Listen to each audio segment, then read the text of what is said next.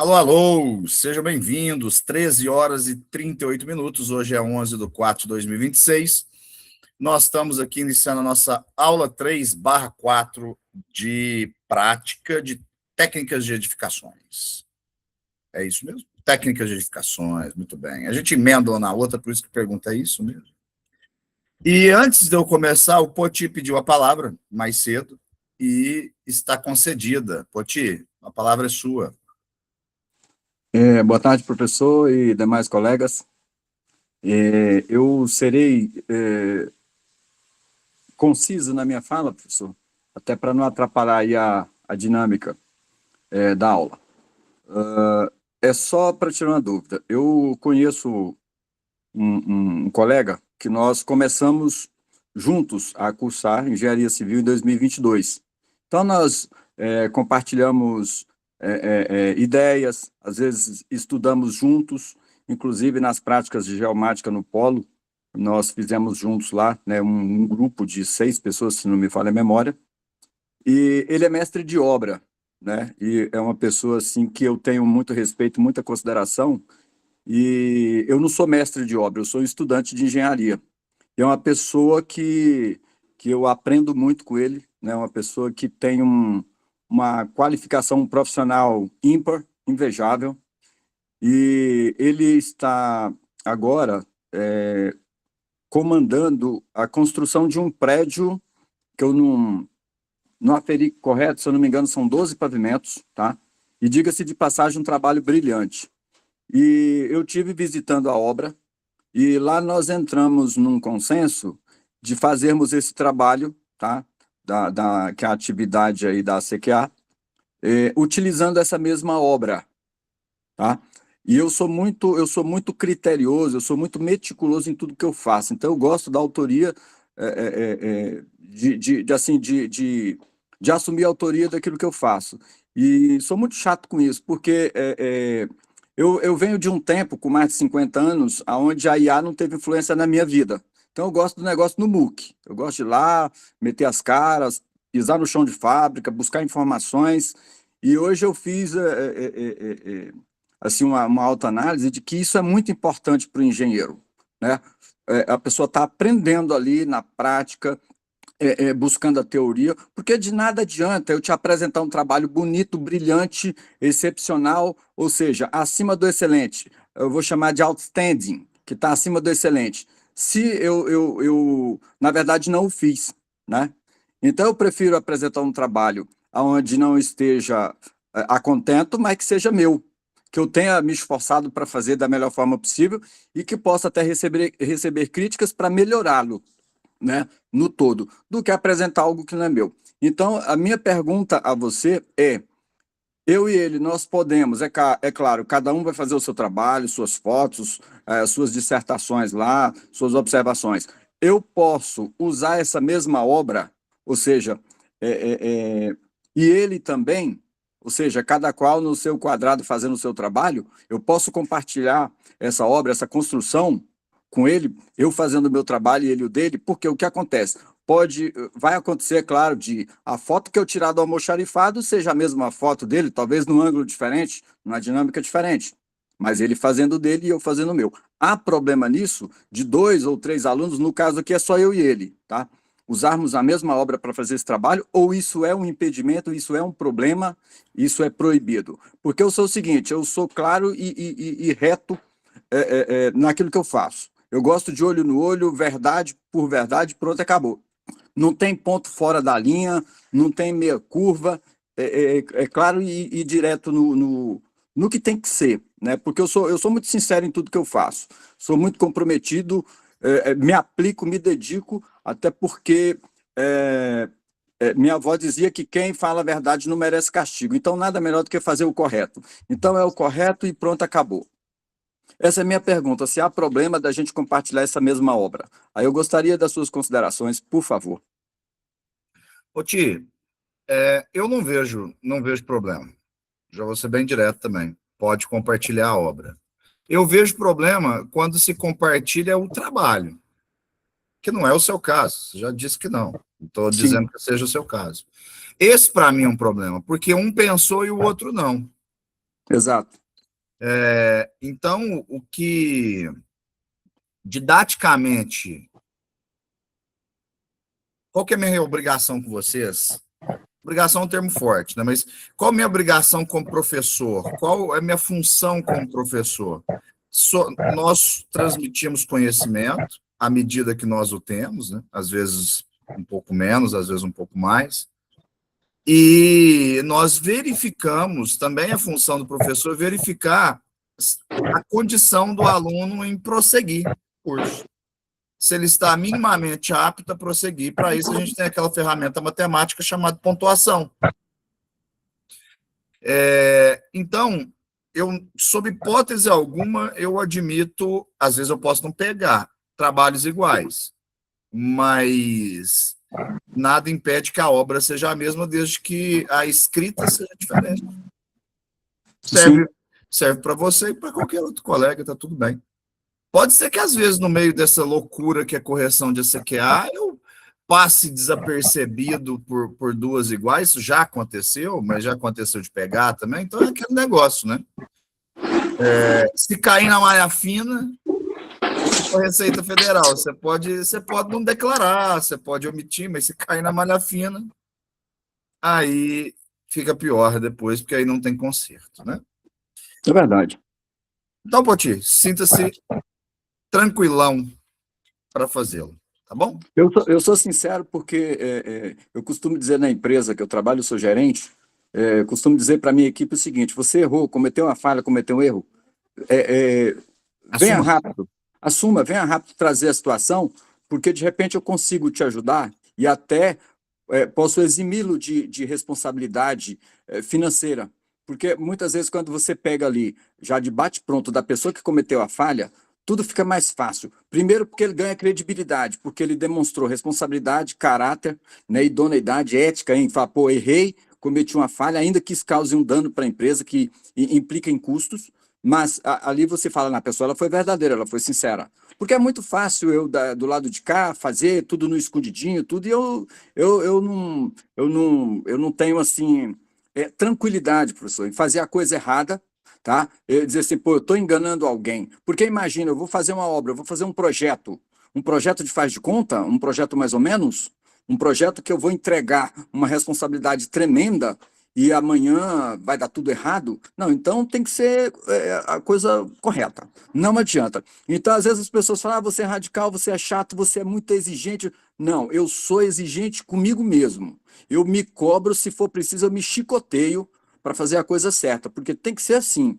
Tá? Não estou dizendo de moralismo nem de perfeição, eu não sou moralista, não sou perfeito, mas nós temos que fazer o nosso melhor. Ainda que eu tenha que ser um varredor de rua, eu vou querer ser o melhor varredor de rua.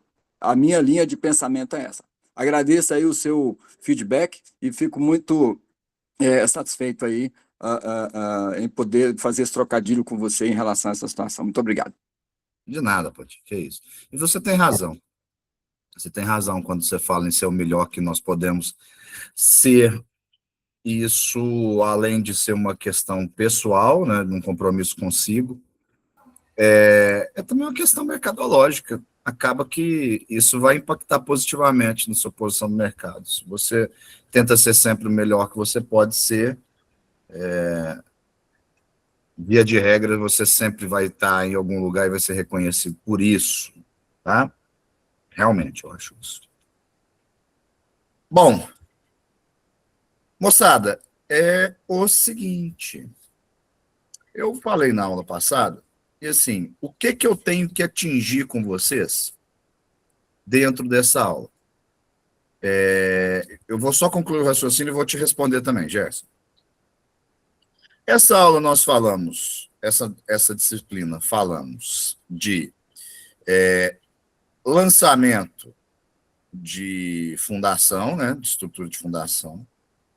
Nós falamos sobre marcação de obra. Nós falamos, isso quer dizer, isso é o que eu tenho que falar, depois vamos falar sobre o que nós falamos. Só fazer um checklist rápido na cabeça de vocês.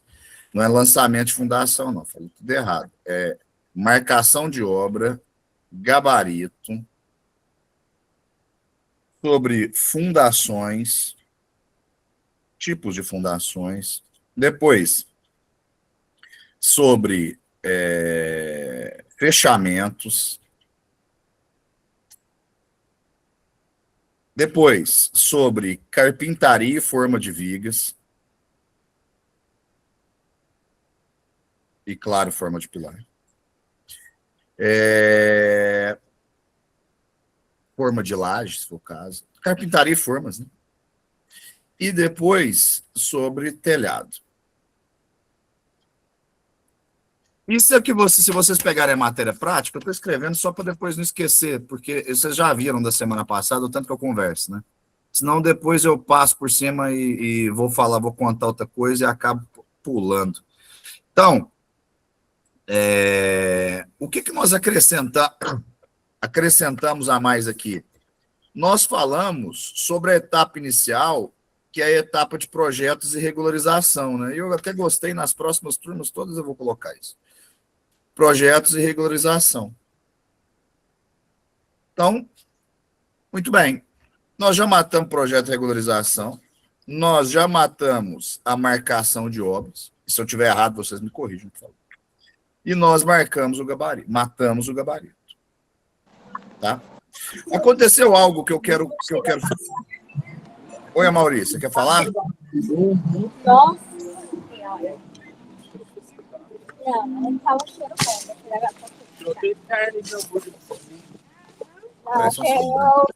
O hambúrguer do McDonald's. Pronto, desativei o som dele. Bom, voltando aqui. Perdi o raciocínio. Voltando aqui, então, aconteceu um negócio. Não sei por que cargas d'água.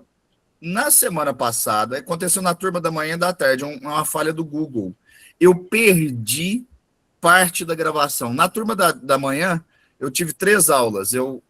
A gravação chegou para mim, a gravação e a lista de presença da primeira, a gravação e a lista de presença da segunda aula, e da terceira aula e não gravou a segunda. No caso de vocês da tarde aqui, gravou a primeira e não gravou a segunda. Por quê? Porque eu pego antes de começar a aula, né, não dá tempo de fazer isso antes, mas antes de começar a aula, eu paro 10 minutos aqui mais cedo e vou fazer o quê? Vou olhar o que eu fiz na aula passada para eu dar uma sequência, né? Para ter uma sequência lógica aqui. E aí o que aconteceu? Sumiu. Então, a primeira coisa, na hora que eu for subir as aulas, vai ficar um vácuo, que vai ser essa aula 2 da semana passada. E aí eu tive que recorrer à minha memória. E aí eu fui recorrendo às discussões que nós tivemos, o que nós falamos, e eu me lembro de ter mostrado para vocês o gabarito, um videozinho de gabarito com tábua e correndo as linhas, né? Que seria a marcação de obra e gabarito. Então, se eu estiver incorreto nisso, por isso que eu estou ficando aqui, colocamos como vencido. Então, o Lucas já me confirmou aí, o Ricardo. É isso Está mesmo, vencido, professor. então. Muito bem. Então, a gente continua falando rapidamente de fundações, tá? A aula de hoje, moçada, a aula de hoje vai ser mais curta. A aula de hoje a gente deve acabar no final da primeira aula, mas é claro que sempre vou me pôr, assim que eu acabar a exposição, como nós temos tempo, eu vou me colocar, estou com a memória boa ainda, quando eu forço sai, viu, Lucas? E vou me colocar à disposição para responder as dúvidas de vocês, porque estamos dentro do tempo e é direito de vocês. Jamais irei toli-los. Bom, deixe-me ver quem me chamou. Gerson.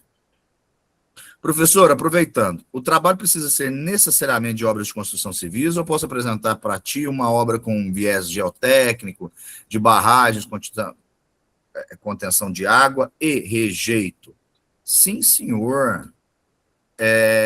Pode sim apresentar outras obras fora do conceito. E veja, talvez você esteja correto, talvez não, no que você se refira ao contexto de obra civil.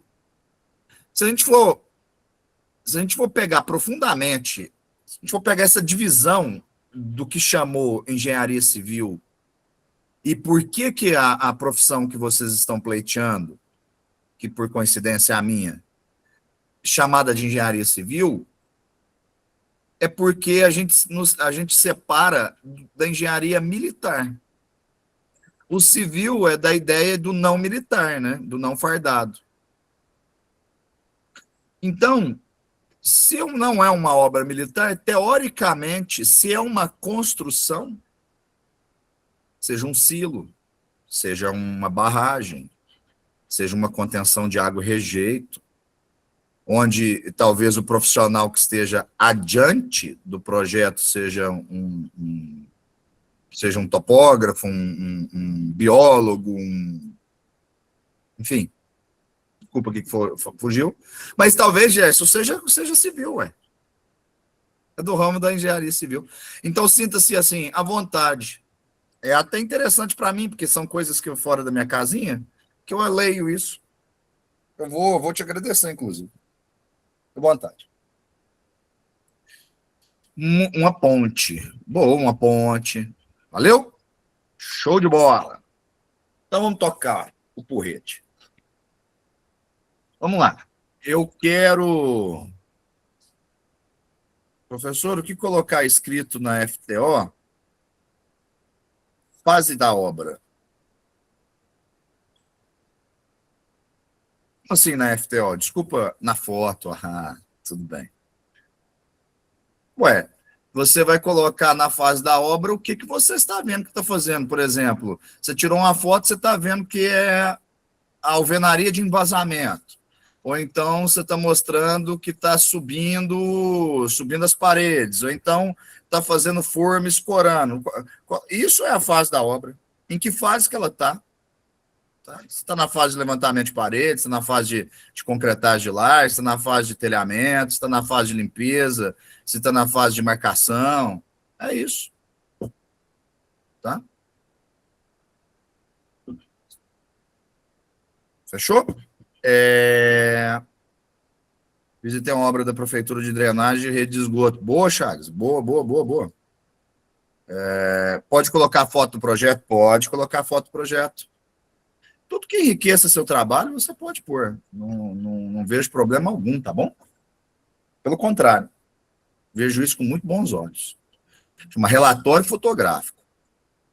Foto da placa do engenheiro, você faz só um favor para mim. Você apaga só o que for de informação que não é legal a gente apresentar do colega. Por exemplo, o número do CREA. Tá? Só o telefone, número do CREA, se tiver, você apaga. Como que você apaga? Põe no Paint mesmo e risca. Tá tranquilo, é só isso.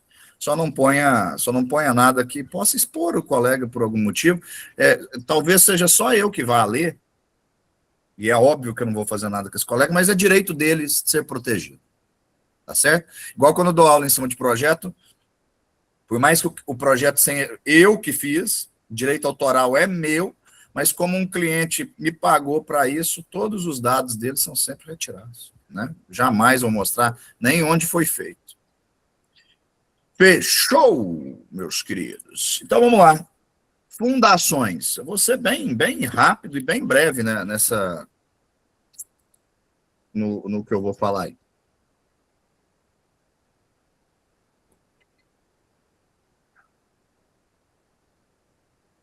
Fundações devem ser escolhidas em função da topografia do terreno, do tipo do solo, da umidade do solo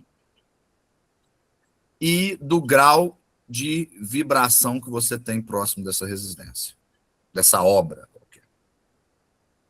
Algumas obras de tal espécie e tal peculiaridade já são fadadas a uma fundação sem mesmo que o engenheiro tenha muito que pensar.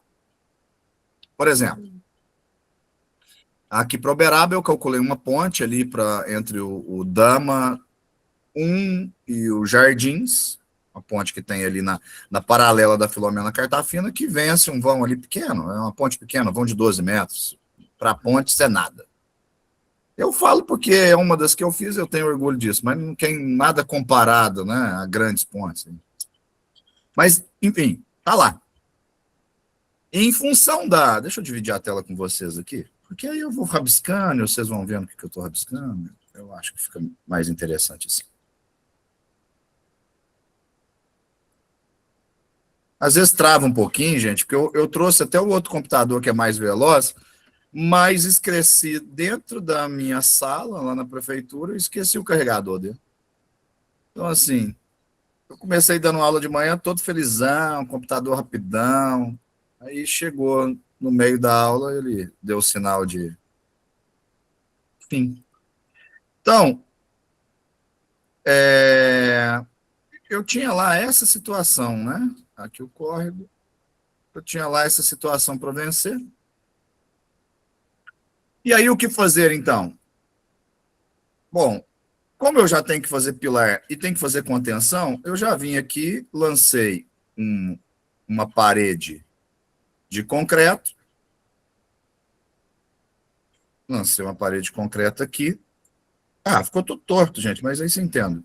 No pé dela, eu lancei um blocão de coroamento de equilíbrio. Esse bloco era de 60 por 60. A parede era de 20 de espessura, e aí a altura eu não lembro. E no pé delas, eu lancei uma estaca. Bem no centro, tinha uma estaca. Então, essa é a fundação. E aí, por que eu estou falando que está fadada a ser assim? Gente, esse tipo de fundação aqui não tem muito o que se brigar. Tem que ser mesmo fundação profunda. Por quê? Porque depois isso daqui vai ser enxertado de solo, isso daqui vai encher de terra, isso daqui vai encher de terra. Para quê? Para que a ponte vença esse... Aqui a gente faz um encontro, né, a chegada na ponte, que é uma zona de bastante atenção. E aqui é óbvio que eu fiz errado, apoiando em cima da ponte, tinha o tabuleiro da laje. Então, é isso. Por quê? Porque esses pilares serviam tanto de muro de arrimo, para contenção de tombamento, como serviriam de capacidade de resistência de carga vertical. Então, as duas combinações são possíveis, tá? E aí eu estou fadado a uma fundação profunda de dois tipos, ou do tipo estaca, e estaca ela pode ser subdividida em estaca isolada, ou então em grupo de estacas. E o grupo de estacas ainda pode ser dividido em função da sua geometria, na geometria do bloco, na verdade. Como assim? Ora, para prédio, eu já fiz isso daqui, ó. Eu precisei de 6 estacas, preciso de 5 estacas. Eu faço isso, e lanço, vocês estão vendo em planta, lanço um bloco de coroamento aqui em cima. Lá também foram blocos de estacas, só que as estacas estavam lineares, ó. Uma do lado da outra, e o bloco vem aqui por cima. Deixou de ser estaca? Não. Continua sendo estaca. Deixou de ser um grupo de estacas? Não. Mas a geometria delas é diferente, é isso que eu estou tentando mostrar para vocês. E essa decisão cabe a quem? Cabe ao calculista, primeiramente, mas cabe a quem for tocar a obra para ver também, trocar uma ideia com o calculista é a melhor maneira.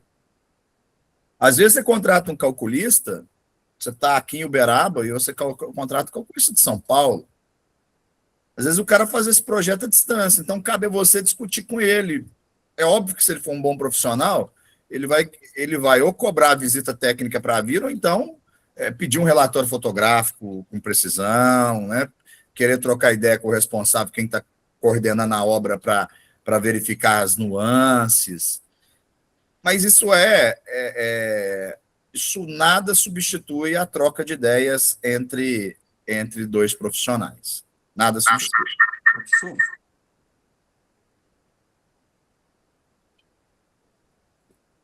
Beleza. Se ela for profunda, ela pode ser o que mais? Além de estacas, nossa, tem mais, né? Tem mais classificações de estacas, né? Isso daqui não é aula de fundação, por isso que eu não vou ficar entrando muito nisso.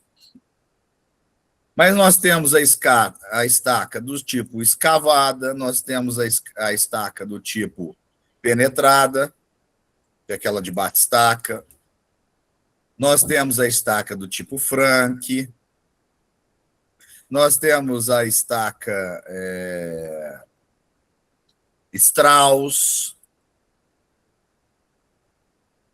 Nós temos a estaca raiz, que é por microinjeção. Então, assim, nós temos a hélice contínua, que é esse caso aqui, isso aqui é uma hélice, tá? Nós temos uma hélice contínua. Ah, professor, por que hélice? Porque na hora que você furar aqui tem um córrego. O que vocês acham que vai acontecer na hora que você furar para fazer essa estaca? Vocês acham que vai estar sequinho? Não, né?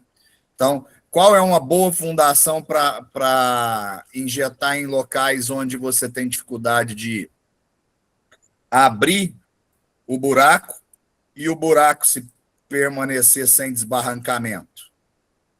Se permanece sem desbarrancamento e sobe água, eu já contei isso para vocês, né?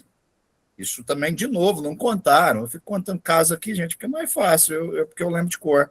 Aqui, na localiza não, locadoras de carro Uberaba. Na Unidas. Na Movida, desculpe, na Movida. Em frente, aqui, ó, nessa Movida, Santa Beatriz Silva. Deixa eu ver se eu consigo mostrar para vocês a obra, para vocês entenderem exatamente o que é. Ó. Aqui eu acho que essa foto vai dar certo.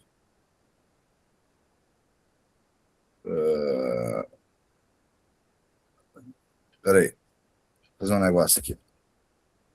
Maps.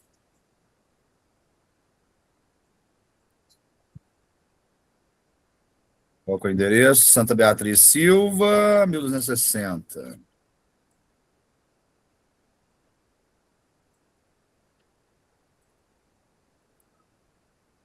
160 ou 1160? 1260. Como é que esquece dois desse jeito? E teve alguém ainda que elogiou minha memória. Eu acabei de ler 1260 e esqueci do 2 em poucos segundos. Ué, cadê? Ah, tá abrindo. É o que eu falei desse computador. Um pouquinho de paciência. Um pouquinho de paciência com esse computador. Pero que muito velhinho. Aí, gente, tá abrindo aí. Bem, essa foto já é de 2026, já é depois da obra feita. A obra era essa daqui, da Movida. Eu estou falando disso daqui. Aqui, deixa a imagem melhorar. Aqui no fundo, onde eu estou passando o mouse, na hora que a gente, né? A gente, muita gente. Eu já cheguei aqui só para conferir.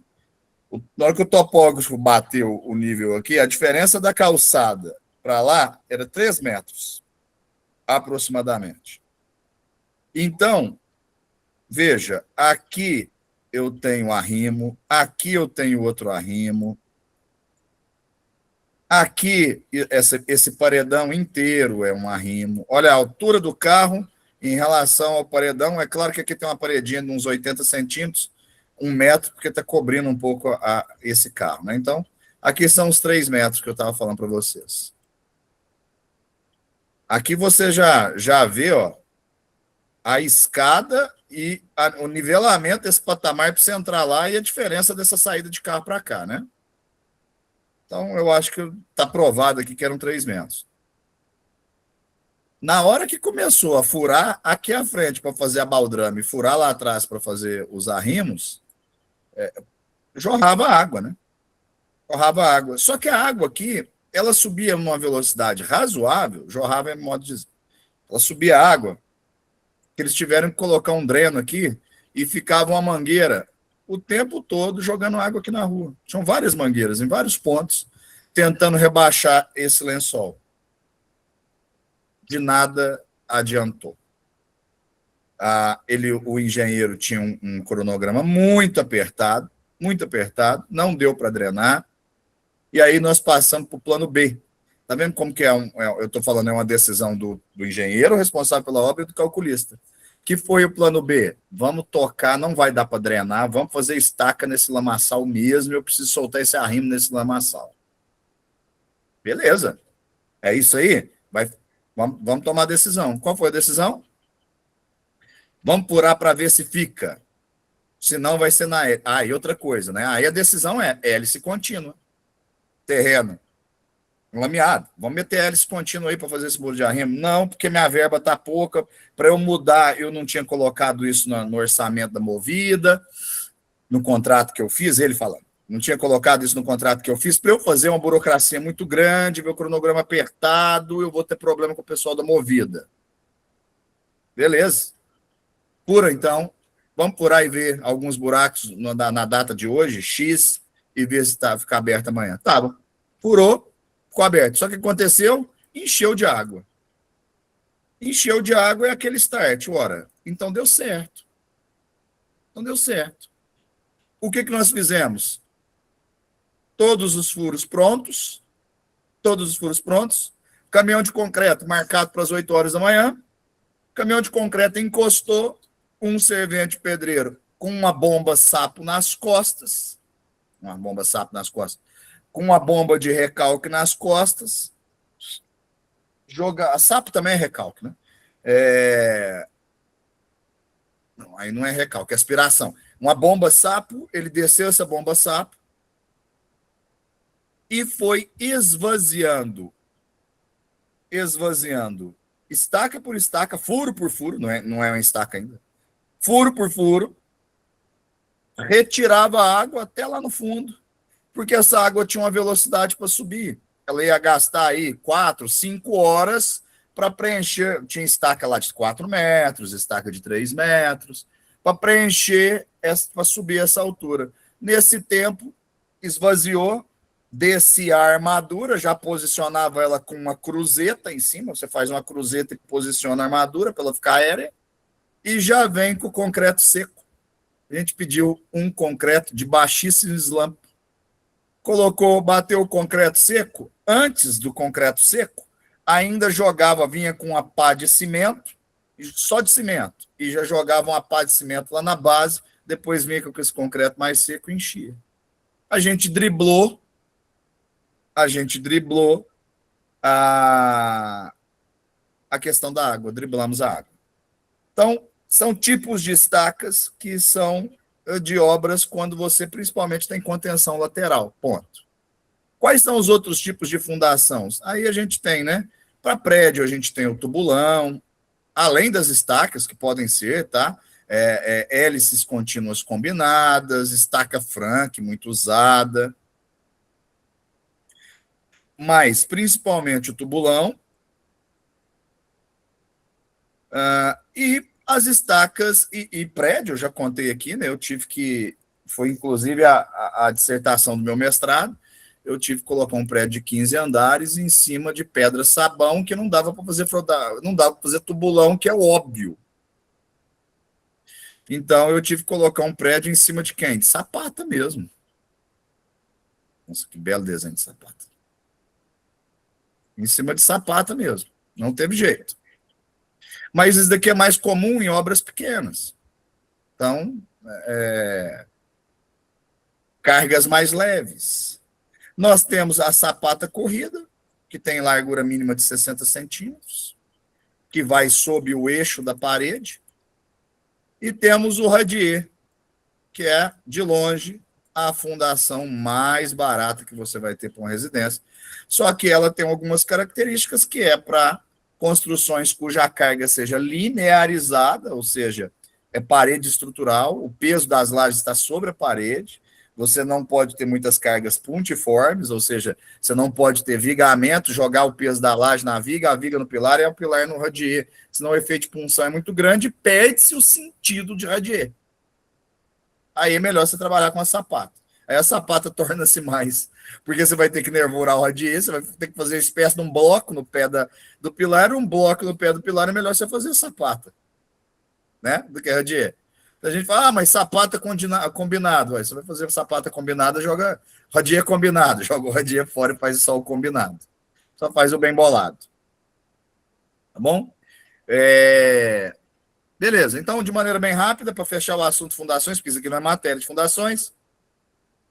Prédios, normalmente tubulão ou grupo de estacas. Obras de contenção, onde a carga horizontal, estacas. Pequenas construções, radier ou sapata. E médias, são essas. Isso em função do tamanho da carga. Agora, em função do movimento. Você tem uma casa pequena em que você vai fazer uma sapata, mas ali do lado passa a linha do trem. Mineiro é bom, é trem, da locomotiva. Agora você vai fazer outra casa onde você está a 4 quarteirões do aeroporto. Mas aí você vai fazer outra casa que aí ela está perto de uma expansão em que você já sabe que vão dinamitar, ou perto de uma pedreira, ou perto de uma mineradora, ou perto de uma indústria que passa treminhão. O treminhão já não existe mais, né? Mas que passa, eu acho que não vejo mais, mas que passa bitrem, que passa carretas muito pesadas. Gente, por mais que a casa seja leve,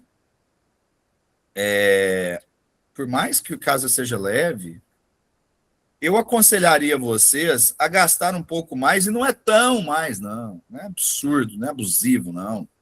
E fazer estaca, ou seja, optar por fundação profunda, mesmo que as cargas sejam curtas. Mesmo que vá dar a fundação com o comprimento mínimo.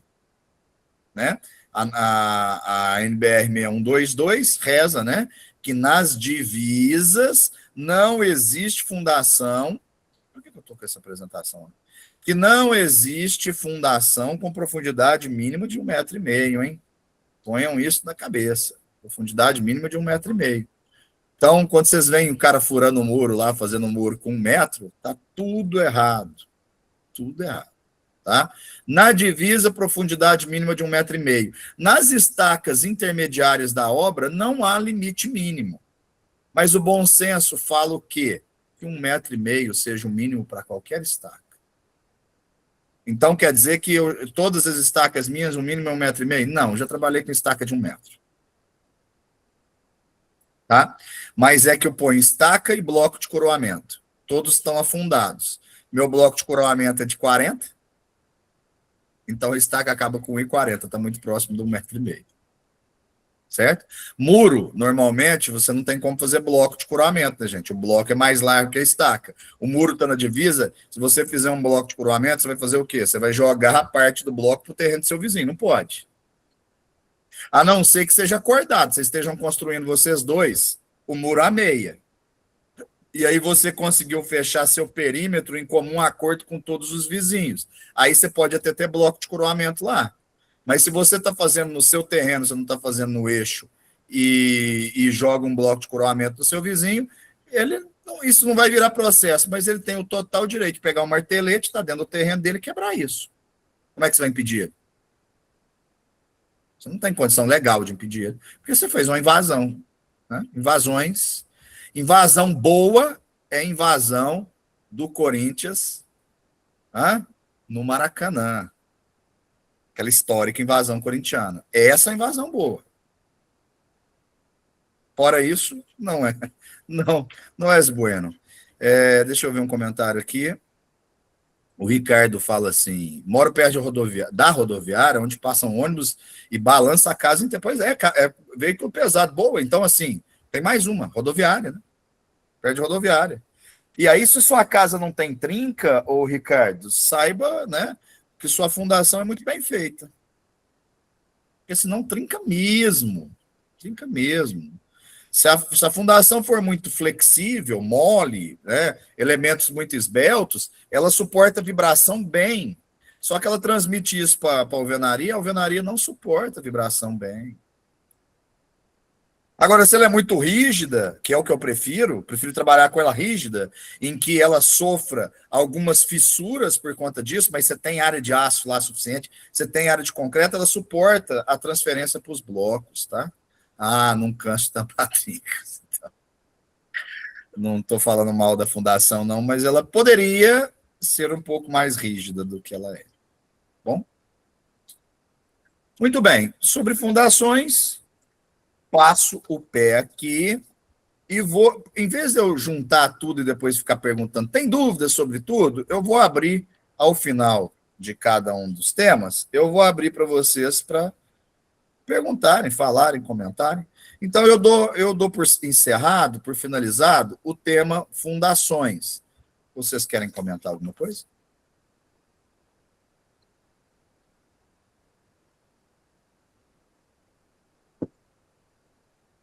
Sussa. Ah, o Abílio.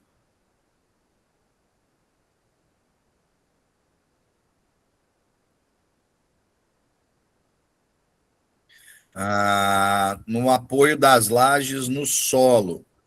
O bloco de coroamento virou a baldrame. Peraí.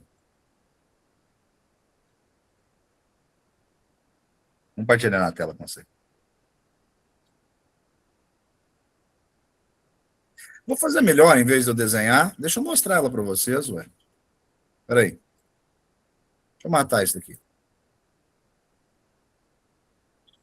Douglas, a palavra é sua. Enquanto você vai falando, eu vou abrindo o projeto aqui, mas sinta-se à vontade em falar, tá? Boa tarde, professor. Boa tarde a todos. Professor, o senhor está falando sobre fundações. Uma das coisas aí que eu já vi em alguns cálculos aqui, até em dois edifícios de maior dimensão aqui na cidade, foi a utilização também de viga alavanca, aquela viga que é feita dos pilares central até os pilares de canto. Então, foram vigas que foram adotadas aqui em dois edifícios na cidade de Ponte Nova. Um é o edifício Kalahari, foi diretamente em rocha, e o outro é um edifício menor, de 6 pavimentos, o edifício Santa Aliança. Então, teve essa utilização dessas vigas alavanca.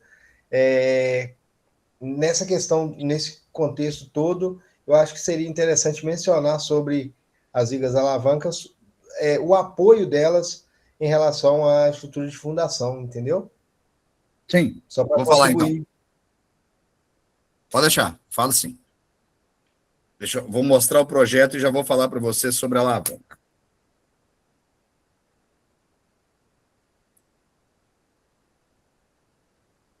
Pessoal, se travar, é porque eu estou abrindo o AutoCAD. Aí, se travar, não. Quando travar, não é questão se vai, né? É uma questão quando, se vai, não é quando vai. Rapaz, o que é isso?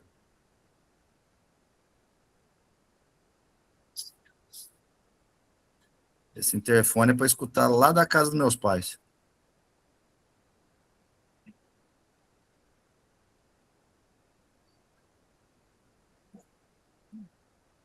Você pediu alguma coisa nesse lugar? Ué, então, olhou na câmera?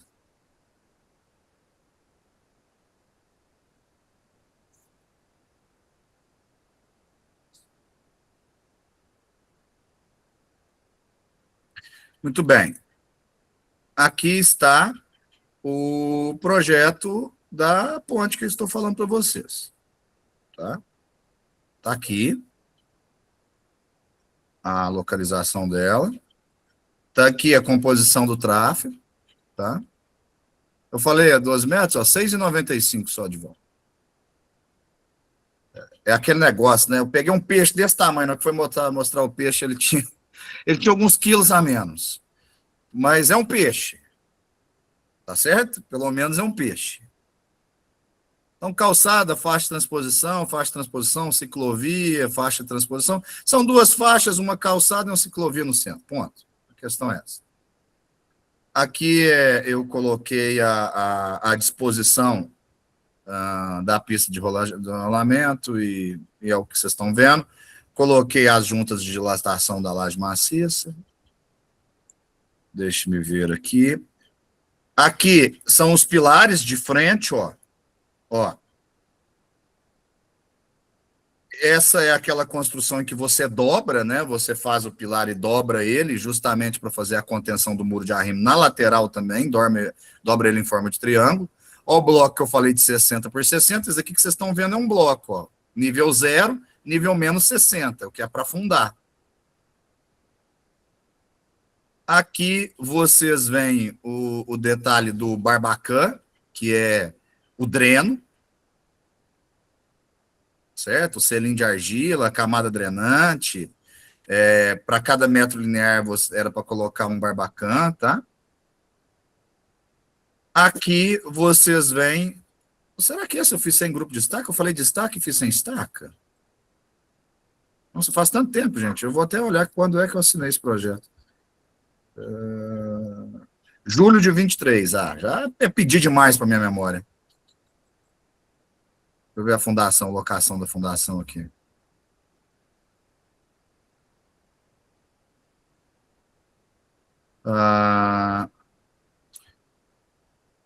28 ferro de meia a cada 15. Então, ferro de meia a cada 15. Gente, foi sapata. Olha isso aí. Sapata. Então, não foi hélice contínua. A gente vai falando as coisas no piloto automático. Ó. Mas está vendo como foi o encontro? Olha o arranque. Olha o arranque aqui. Eu não estou conseguindo selecionar essa barra, mas é o N12 e o N11. Na hora que fez o bloco de coroamento embaixo, que na verdade nem é um bloco de coroamento, é uma sapata mesmo, fiz ele na sapata. Eu não lembro porque, eu vou pegar a sondagem ali para ver se é intransponível. Na hora que fez isso aqui, ó, eu deixei um arranquezinho de 1,52 para vir com essa ferragem depois. E aí você vê, ó, olha o detalhe dos pilares, como é que eles vão ficar armados. Ó.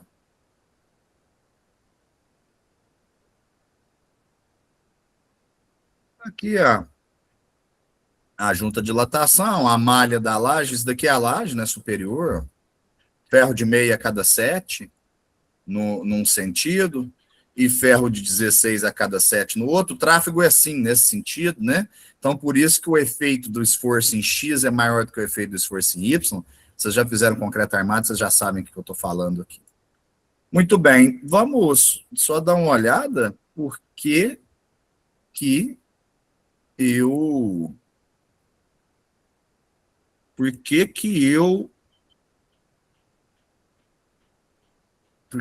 não desci estaca nisso aqui?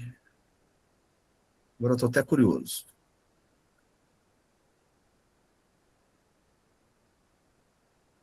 Basalto, argila, nível de água.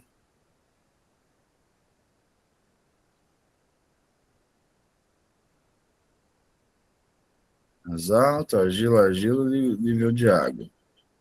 Só tem uma foto.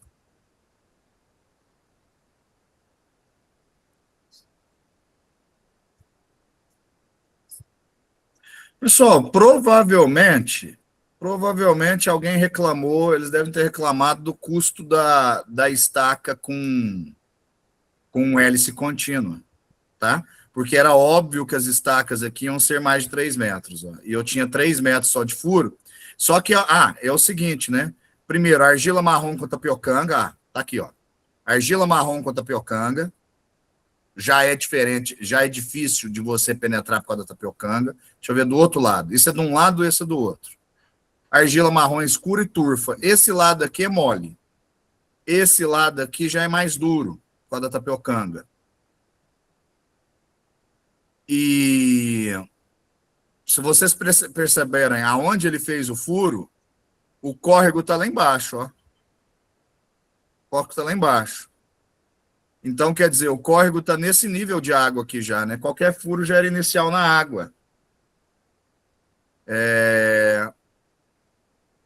E aí, eu teria o quê? Eu teria no décimo metro, já começa o basalto. No 12º metro, ele já tem transponível. Olha lá, com 12,07 ele já tem transponível. Então, eu teria um limite aí de estaca, eu teria um limite aí 4 metros para 12, uma estaca de 8 metros. Daria para trabalhar com uma estaca. Agora, não me aperte, não me pergunte porque eu não trabalhei com estaca, mas, enfim, dá para ver que é possível fazer com sapata de equilíbrio. Por que essa sapata de equilíbrio? Isso é um L, né? Pensa comigo, olha aqui. Essa parte maior, deixa eu ver onde eu mostro o solo aqui para vocês verem. Ó, essa parte maior está para dentro do solo. Então, o que vai acontecer? Você vai jogar solo aqui, ó. E esse mesmo solo, o esforço que ele faz para derrubar esse pilar no momento fletor, ele também assenta nessa parte dessa sapata e suporta ela. Tá? Eu falei de 20, ó, os pilares de 40, não lembro mais nada mesmo. Os pilares de 40 e o comprimento 2,60. E eu falei do peixe, deixa eu mostrar o peixe, o projeto é meu, tá? É só que a memória aqui já não aguenta mais esse tipo de coisa. Fechou? Muito bem. Com relação a isso, era isso. Vigas alavanca. O que é uma viga alavanca? Vamos pensar o seguinte. Para quem não lembra o que é, tá, gente? Para quem sabe, tem um pouquinho de paciência aí. Vamos pensar um terreno. Vamos pensar uma opção ou necessidade de trabalhar com sapato. Beleza, tem sapato aqui, tem sapato aqui, tem sapato aqui, em tudo quanto é lugar. E aonde os pilares ficam na sapata? No eixo, no centro dela. Para quê? Para não gerar momento fletor na sapata. Só transmitir um momento fletor mínimo que vem do pilar. Embora considere-se o pilar como rótula. Apoio de segundo, apoio de segundo. Mas mesmo assim, e como existe uma pequena rigidez aqui nessa ligação, pequena não, uma relativa rigidez nessa ligação, há sim uma transferência de momento. Por isso que em fundações eu fiz questão de não calcular sapata sem momento fletor. Tem até prova de concurso que fala que sapatas em fundações não se transmite momento fletor. Balela. Pode não se transmitir, pode não resistir, aí você vai deixar fissurar.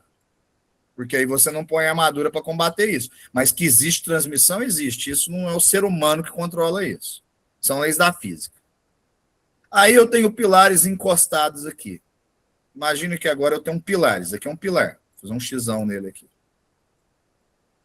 Como é que eu faço uma sapata centrada nele? Eu não posso, né? Não posso. Por quê? Porque eu estou invadindo terreno. Então, o que eu faço? Eu faço uma sapata centrada só no sentido que é permitido, por exemplo, no horizontal. E aí, aqui, como eu não tenho sapata para lá, eu tendo a ter um desequilíbrio desse conjunto. Aqui está o conjunto, ó. A sapata está só para um lado. A gente olhando num corte assim.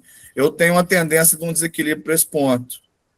Então, o que eu faço? Eu lanço aqui sobre a sapata, eu lanço uma viga de equilíbrio, que está a sapata. Aqui está o pé do pilar. E eu lanço uma viga aqui, ó, de equilíbrio. Ou uma viga alavanca. Ligando o que aonde? Ligando essa sapata na sapata mais próxima. Suponhamos que eu tenho uma sapata aqui, porque eu tenho um pilar aqui. Então, essa viga alavanca, ela vai sair do pé desse pilar e vai chegar aqui. Para quê? Para que esse outro pilar que tenha do lado de cá, com a sua fundação centralizada, equilibre esse pilar do lado de cá. Se ele tender a cair, ele vai puxar essa viga alavanca, vai tracionar e vai ser equilibrada quanto ao tombamento. Os momentos fletores não são grandes, a força de tração que é enjoada, o esforço de tombamento não é grande, como ele não é grande, essa sapata suporta. Bingo. Então, basicamente, essa é a viga alavanca. Tá?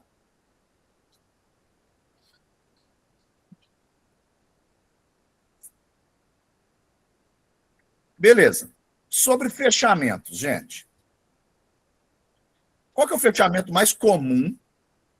Leandro, pode falar. Professor,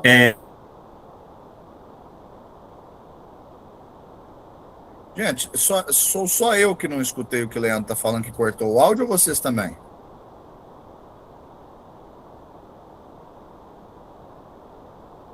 Poti, sempre estará ligado a outra fundação. Outra sapata, uma estaca. Entendeu? Leandro, nós não te ouvimos, veja, todos não conseguem te ouvir. Dê uma olhadinha no seu microfone aí, e assim que você conseguir, pode abrir o microfone e pode me interromper. Eu vou continuando aqui, mas se sinta-se à vontade. Tá? oi, Conseguiu? Agora eu te ouço. Pode falar. tá me Agora ouvindo? sim. Certo.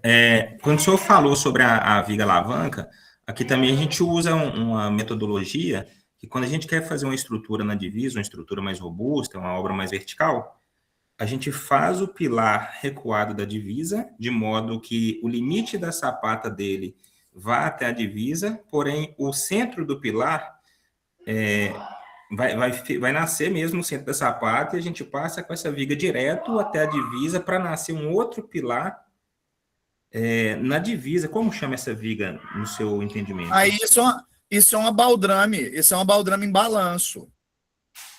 Você está fazendo a sapata, o pilar no centro da sapata.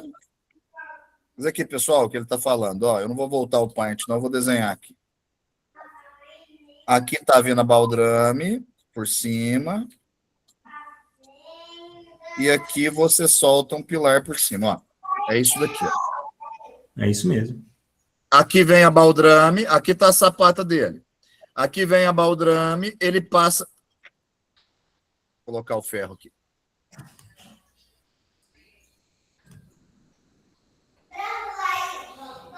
Aqui ele vem com um negativo aqui, ó. Aqui ele vem com um negativo, dá um balanço na baldrame com uma armadura negativa para que ela não rotacione e caia, para transferir esse esforço para cá. E aqui ele solta um pilar para fazer a divisa. Então quer dizer que sob a divisa, e aqui tem uma baldrame também, em cima dessa outra baldrame, passando no sentido contrário. Isso, para travar. Isso, para servir da baldrame para os tijolos, né?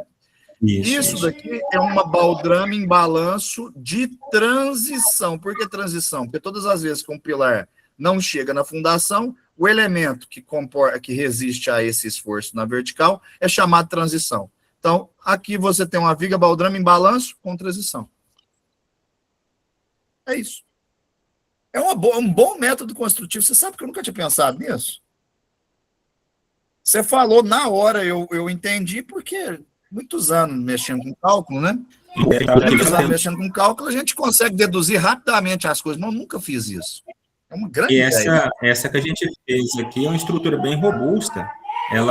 Essa viga mesmo, ela foi 50 por 1,20. Largona, 50 por 1,20. Porque ela tem que atravessar em balanço e suportar o peso do muro, que o muro ainda às vezes tem... O muro não é arrimo, não, é só muro de fechamento mesmo, né? Só fechamento. De novo cortou, Leandro. Mas, enfim, é isso mesmo que você falou, e esse é o exemplo. Alexandre. Professor, beleza? Beleza? Aqui em casa, onde que eu moro, teve essa questão da viga em balanço também. Porque aqui foi feita a estaca Strauss, e o que aconteceu? No canto, na divisa, não deu para fazer estaca. Peraí, só um segundo. Tem uma... agora sim.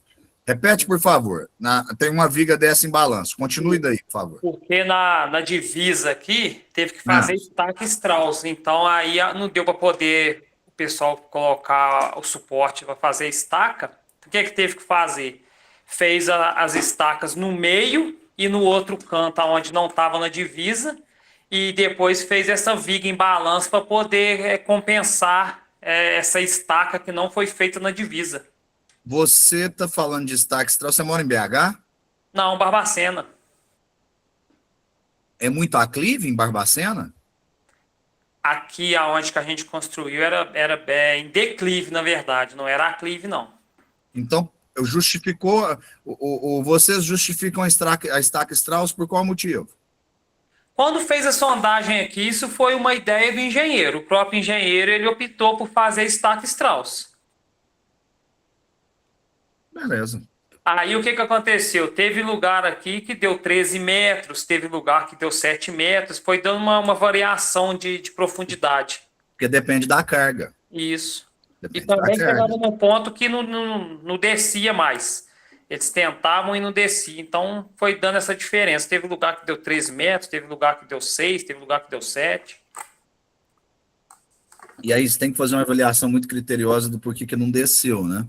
Porque pode ser que você tenha aumentado a resistência de ponta dela se esse motivo de não ter descido realmente for impenetrável. Uhum. Agora, se é um pequeno matacão e aí na hora que jogar a carga nele, ele mover, aí você perde a resistência de ponta. Então isso é algo muito assim, muito sensível. Eu já preferi, quando isso aconteceu, mudar o eixo da estaca, fazer estaca em volta dela para ajudar ela. Aí o que aconteceu? Mas você está usando Strauss. Qual que é o tamanho da mansão que você mora, Alexandre? Na verdade, aqui é um prédio, sabe? É porque a gente são 4 andares, é garagem mais 3. Agora se explica. Mesmo assim, Strauss eu ainda não entendi. Mas quem sou eu? Tem que olhar todas, tem todas as peculiaridades. É que Strauss é uma fundação muito cara. Na verdade, quando a gente construiu aqui, eu sempre mexi com obra, mas eu não tinha essa maldade assim de tipo, fundação profunda, foi coisa que eu fui aprendendo depois. Então, assim, agora, hoje em dia, que eu vejo que poderia ter sido diferente. Sim.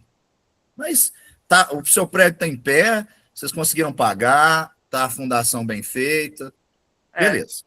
Beleza. Às vezes poderia ter sido um pouco mais econômico, mas assim, não foi, né? Beleza. Obrigado. Fechou? Nada. Arthur, deve ser por água, porque a Stack Strauss vai mais em conta da... Sério? Mais barato do que hélice? Caramba. Para mim é outra novidade. Quem falou isso para nós foi o Arthur.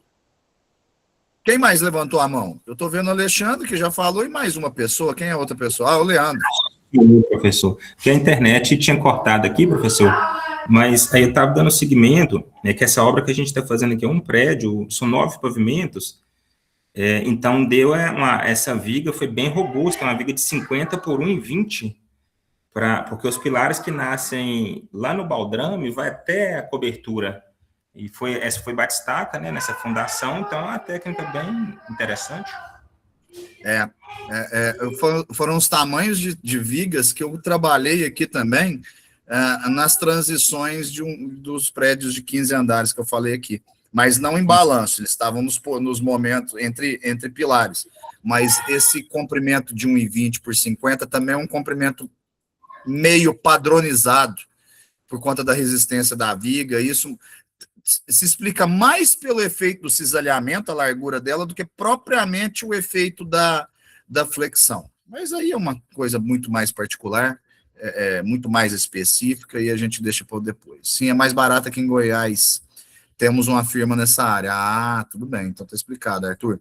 Eu não sei te dizer se no Triângulo Mineiro e interior de São Paulo, região aqui, micro-região nordeste de São Paulo, né?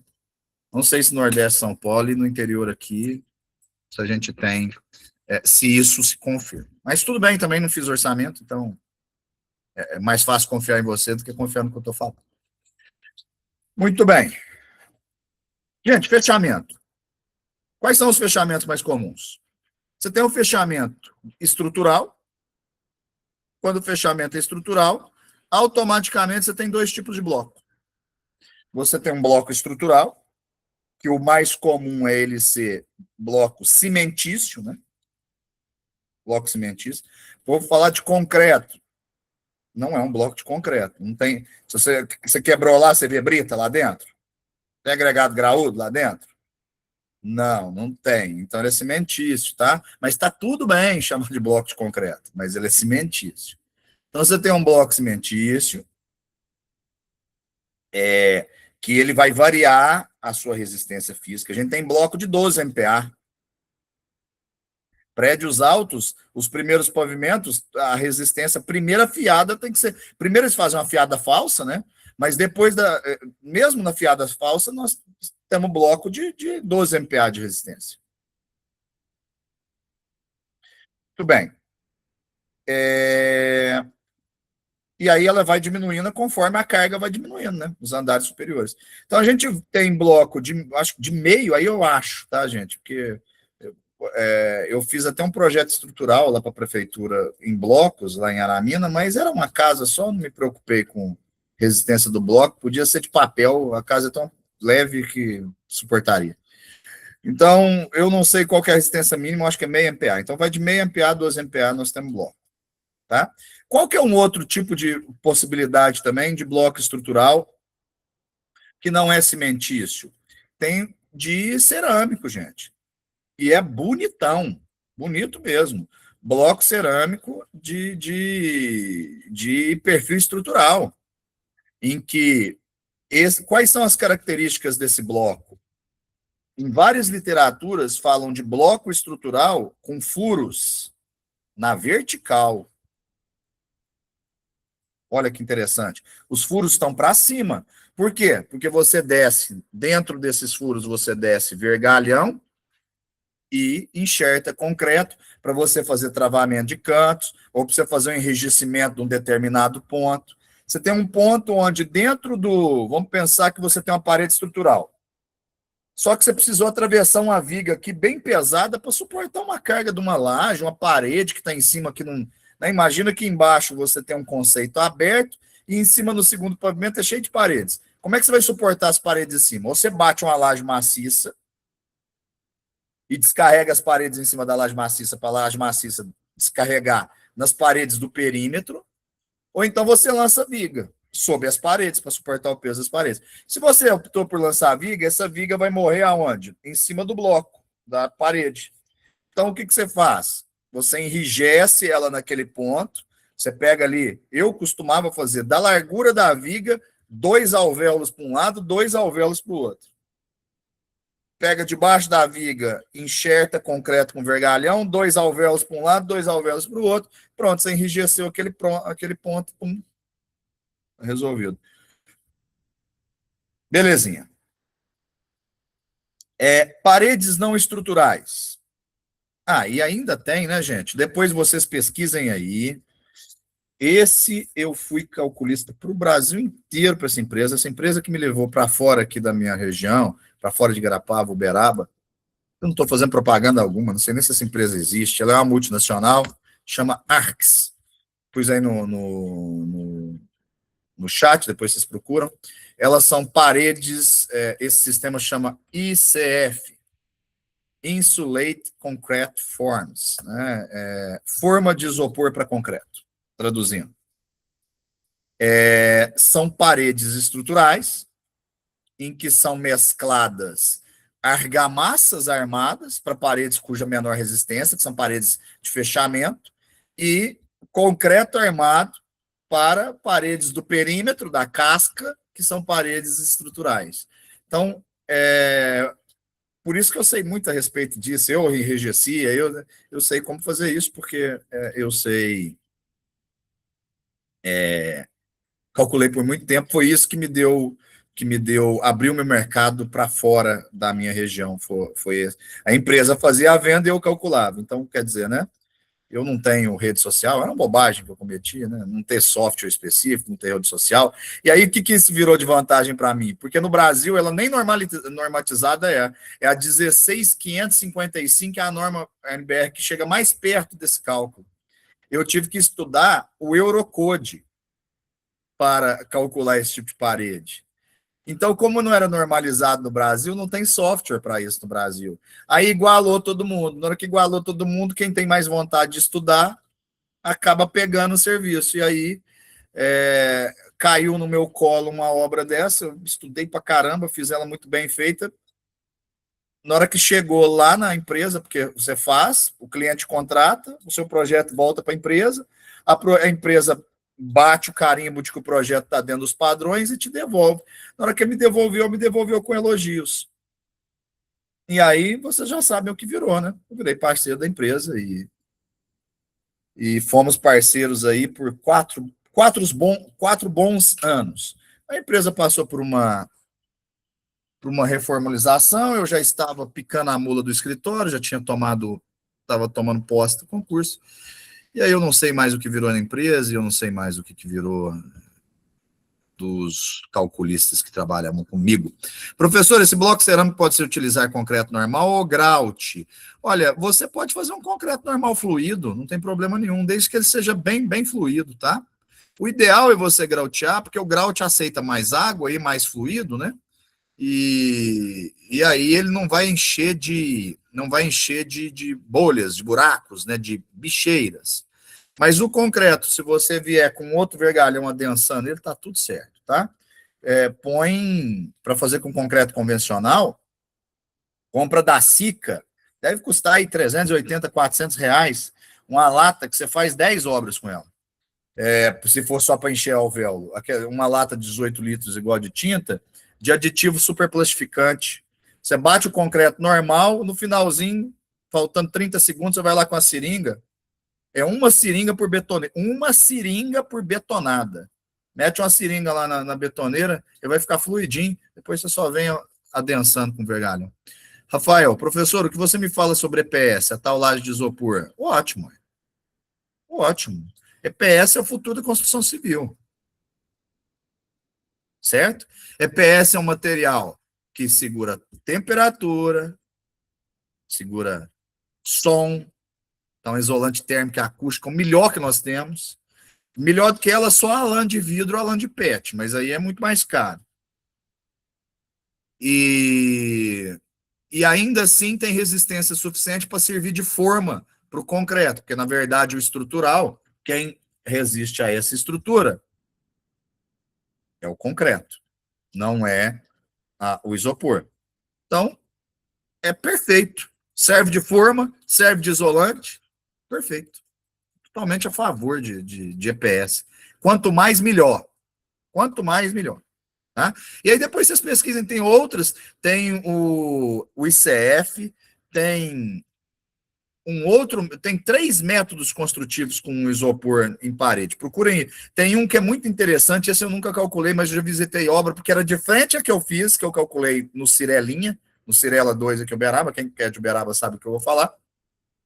Lá no Diamantino 2, a minha era do lado da rua, de frente, um pouquinho destacado, né? Não de frente, no terreno, quase de frente, vai.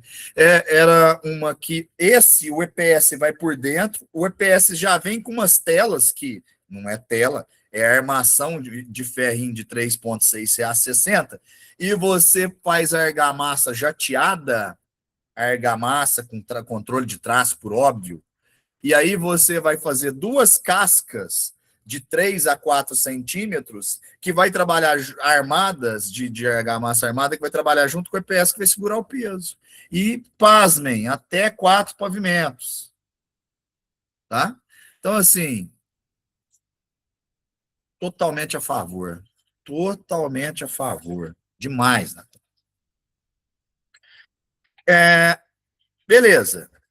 Para o não estrutural, nós temos a cerâmica, que é o tijolo com furos horizontais. Lembra a diferença? Estrutural, furo vertical. Furo horizontal, não estrutural. Então, nós temos o famoso tijolo baiano, que aí ele tem as famílias, né? Vocês sabem, né? Tem um tijolo 9 por 19 por 19, 11,5 por 19 por 19, 14 por 19 por 19, 19 por 19 por 19. Nós temos a família 9 por 19 por 29, tem uma família 9 por 19 por 39, e aí as espessuras, a primeira medida que eu falei é sempre a espessura, e aí vai variando essas espessuras. Também pode reiniciar. Se nós não tivermos aqui, nós estamos no outro link. Eu vou acabar isso aqui, nós vamos pular para outro link. O Wilson, a mesma coisa. Entrou, não estou aqui mais, é porque eu estou no outro link. Beleza? Então, Não vou falar todos, depois procurem famílias de bloco. É sempre interessante vocês saberem. E existe uma coisa assim, às vezes não justifica se trabalhar com tijolo de 9. Ah, ele é mais barato. Eu não sei mais quanto custa, mas a última época que construí foi 2020, que eu entreguei a última obra, 2021, no meio da pandemia. Eu lembro, o milheiro estava exatamente R$ 1.000 o milheiro de 9 e 1.300 o milheiro de 14. É a espessura do tijolo. Tira o escorpião do bolso, se possível for, e trabalha com tijolo com uma espessura melhor. Isso é muito mais interessante do ponto de vista térmico, acústico. Além disso, o que tem hoje né? E aí o convencionalzão, né? E aí eu acho que vocês estão na hora de vocês começarem a fugir do convencional demais também. Esse negócio de ir tudo no piloto automático é mais confortável. Eu tenho muita propriedade para falar. Eu estou dando essa aula no piloto automático. Então, é muito mais confortável para o profissional. Mas é bom ter desafios. Não hoje, no sábado à tarde, mas em algum momento é bom ter desafios. Drywall. Dry é seco, wall é muro, né? Construção a seco. Um drywall seria interessante também para fechamento, viu? Ela dá uma mobilidade para o ambiente muito interessante. Você faz, por exemplo, um conjunto, você faz as paredes estruturais, faz uma laje mais robusta para vencer vãos maiores, e naquele meio de vão, gente, você fecha tudo no drywall. Olha americano, filme americano, os caras batem na parede e atravessa. Eles não trabalham com esses tijolos. Eu tenho várias críticas a respeito disso. O americano está longe de saber melhor do que o alemão, melhor do que o japonês, melhor do que o brasileiro sobre estruturas, tá? Eles não sabem melhor do que a gente. Eles são mais desenvolvidos porque eles contratam profissionais de outros lugares do mundo. Tem brasileiro lá pensando, alemão, mas está longe, gente. Nessa ordem, tá? Alemanha, Japão e Brasil. Nós somos terceiro no mundo de propriedade para falar sobre concreto armado e fechamento de bloco. Aqui é brasileira Rota Grosso, se for falar essa área. Então, mas essas tecnologias são importantes, tá?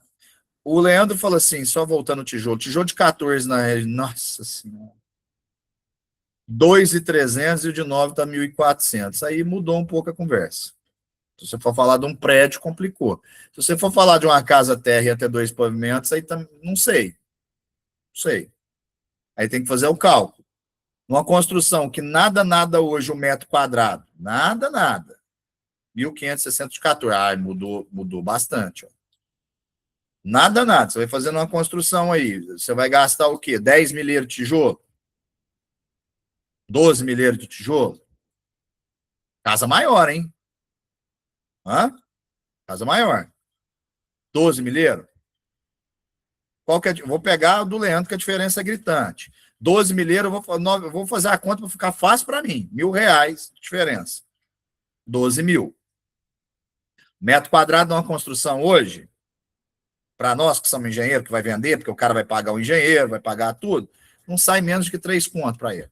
A não ser que seja uma casa muito simples. Aí o número de milheiros também é menor. Uma casa de 500 conto, 300 conto, 300 mil reais uma casa pronta, 350 mil, 4 mil é muita coisa. Então tem que se pensar isso. Eu estou fazendo uma pergunta, não estou dando uma resposta. Beleza? Então, muita atenção com o fechamento em drywall. É muito interessante. Só que também muita atenção nas dores de cabeça em que o drywall dá. Ninguém lembra disso na hora de projetar. Na hora de construir, lembra? Eu estou com uma obra, que eu sou fiscal, chama é uma obra pública que vai servir para um projeto social muito interessante, chama Casa da Mulher Paulista. Uma obra, é um local que é feito para receber mulheres sobre qualquer tipo de queixa que elas bem entenderem ter. E aí, as divisórias lá dentro são de drywall.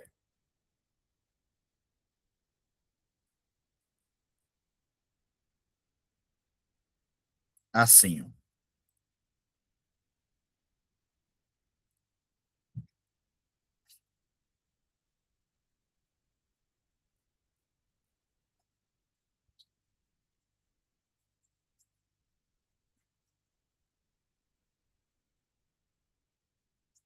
Tudo que você vê de amarelo é fechamento em drywall. Ó, fechamento em drywall, fechamento em drywall. Aqui também, onde não está em amarelo, mas é drywall. Aqui não está em amarelo, mas é drywall. Tá? Na hora que você vai ler lá na legenda, é drywall. Esse não tem legenda, mas nos outros tem. Enfim, isso aqui é drywall também. E aqui é bloco aparente. Olha os lugares que você grautear os cantos. E esse bloco aqui, já falando de assentamento, gente, como é que assenta tijolo? É o famoso amarrando tijolo, né? A piada de cima vem, pula meio, né? Para fazer aquela junta, nunca a junta está na vertical. Vocês estão entendendo o que eu estou falando? Não. Sim, né? Amarrado, a junta do tijolo, a junção da segunda fiada entre dois tijolos não pode ser em cima da primeira, tem que ser amarrado. Não podia. Não podia ser. Até que o arquiteto vai lá e fala para você, tem que ser, tá? Aqui tem pedreiro, aí vocês sabem. Então, pedreiro, já que aqui tem pedreiro, presta atenção. Não pode, até no dia que o arquiteto fala para você, é para fazer assim. E aí vira isso daqui, ó. Cadê a modulação? Os blocos são desse jeito. Os blocos são todos.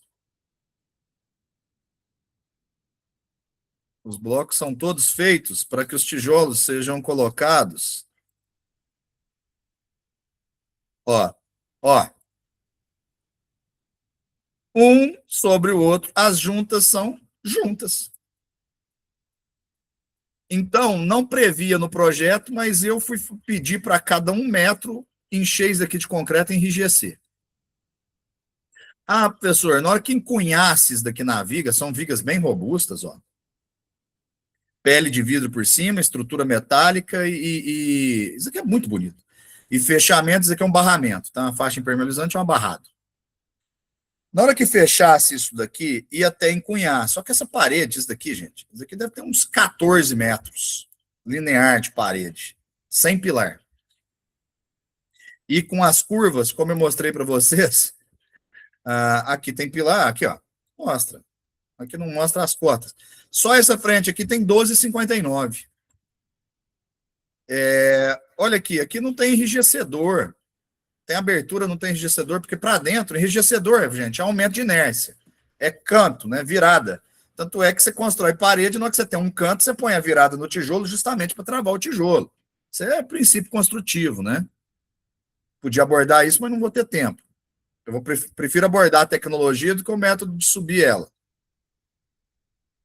Bom, enfim, por isso que eu pedi para encher, e lá não foi grauteado, lá foi enchido com concreto convencional e aditivo superplastificante. Beleza, para concluir isso, preocupações que vocês devem ter. Veja aqui, olha isso daqui. Drywall, certo? Na hora de chumbar, ninguém pensou.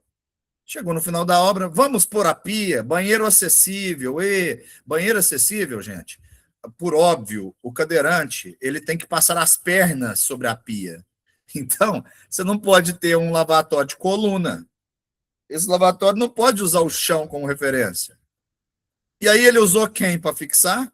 O drywall.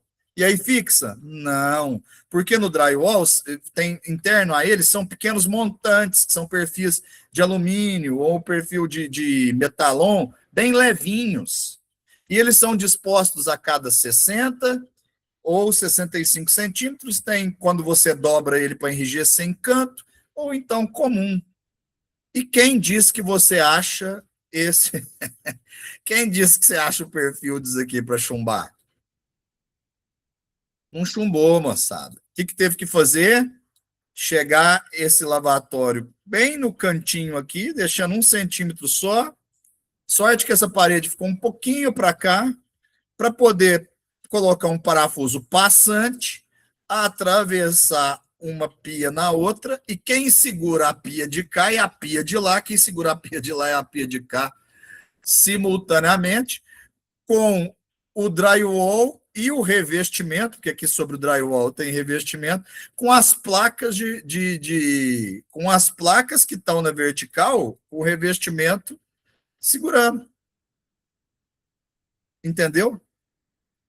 Eu tinha certeza que isso dá certo? Não, tanto é que eu falei para o empreiteiro, deixa eu te falar, meu irmão, você pode fazer esse teste, mas a gente pode vir reprovar. Fez o teste, beleza, ficou bambo. Falei, ficou bambo. Vamos abrir e encher de concreto? Vamos abrir o drywall, sobre a cerâmica só ia até 1,5 metro, para cima era pintura. Falei, vamos abrir a placa do drywall, vocês enchem isso daí, faz uma forma lateral improvisada, enche isso de concreto, e aí vamos tocar, vamos encher esse negócio de concreto aí. Abriu lá, não dava para encher de concreto, porque tem montantes na horizontal que fecham plenamente os dois cantos da parede. Não dava também, tinha que desmontar a parede. Enfim, aí vamos então adaptar para lavatório de meia coluna, que é o lavatório, e ela tem uma coluna que são 40 centímetros só de coluna, que dá para o cadeirante passar o pé por baixo. E aí, quando fixou a meia coluna, fixou o lavatório e a meia coluna ficou firme. Entendeu? Então, tentando e errando. E o que eu te passei muita raiva aqui, né? Eu passei raiva na construtora que estava fazendo, e eles que passaram raiva, na verdade, né? Mão de obra, gente. Mão de obra drywall, quando você achar uma que é boa, você faz amizade com essa pessoa, com esse pessoal, mas fica amigo mesmo. Porque o que você vê fora de prumo, e fora de marcação, como é um negócio, não é novo, mas, né? Não é tão convencional, os erros são cada vez mais gritantes. Então, era isso que eu queria dizer para vocês. Deixa eu ler os comentários, nós vamos encerrar a parte de alvenaria e vamos mudar a aula. O Sidney falou, a Michelle falou do reforço interno, o Sidney falou que tem que observar onde vai fixar algo, exatamente. Deu ruim, é isso aí.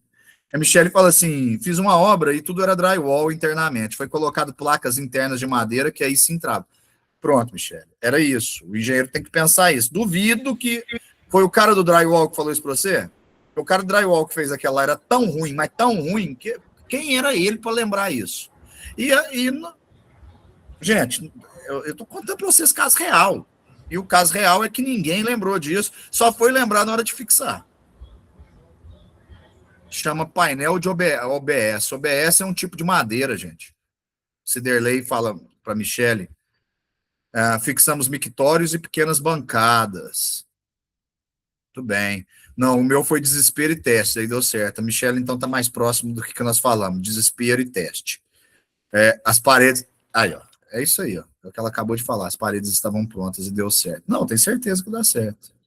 Certeza que dá certo. Nem que, em último caso, você compra uma porta, manda cortar uma porta no tamanho, passa ela ali e parafusa nessa porta. É isso aí mesmo. Não é gambiarra, é ajuste técnico. E aí, ó o Welder. Ele antecipou o Welder. Você antecipou o que eu falei. E aí depois eu falei, e a barra de apoio, negada?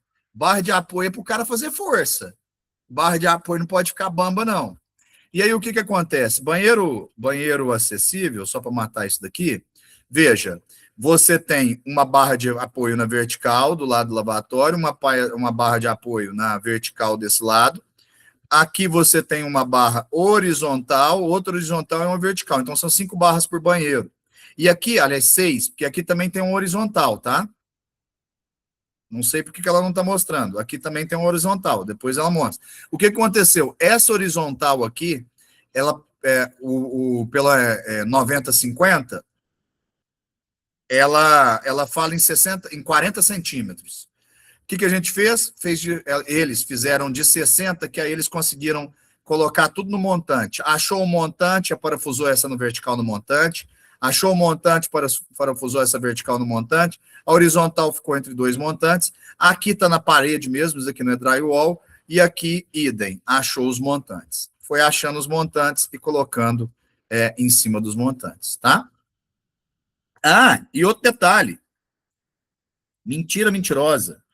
Nesse acessível e nesse acessível, não acharam os montantes. O que eles acharam melhor? Foi ideia do serralheiro. Ele fez um pé aqui, ele fez aqui, aliás, aqui sai da parede, parafuso e bucha 10, que aqui é a alvenaria. Aqui ele fez um pé e aqui ele fez outro pé. Então, esse negócio, ele está assentado, além de estar parafusado na parede, no montante, só para ele não mexer, ele ainda tem um pé para parafusar no chão para dar o apoio. Então, ficou um cavalete, certo? Em vez de parafusado, em vez de só chumbado na parede, foi feito um cavalete em L. Se eu tivesse com outro celular aqui, eu mostrar a foto para vocês, mas está lá no carro, não vou lá, não. E tem foto desse diário de obra aqui, tem tudo aqui. Tá? Quem quiser, depois chama lá no particular. Mas boa percepção. Fechou? Pessoal, vou dar por encerrada essa aula. Nós já estamos assim, estouradaço o tempo, estouradaço. O vídeo fica grande, fica ruim depois de formatar e subir para o AVA. Mas vamos direto para outra aula. Tem mais 2 assuntos rapidinhos. Toca direto para 2 aulas, para a gente poder também viver a vida e ser feliz. Valeu? Obrigado pela presença na aula 1. Aguardo vocês na aula 2 do dia de hoje. Vou encerrar a gravação e já estou voando para lá.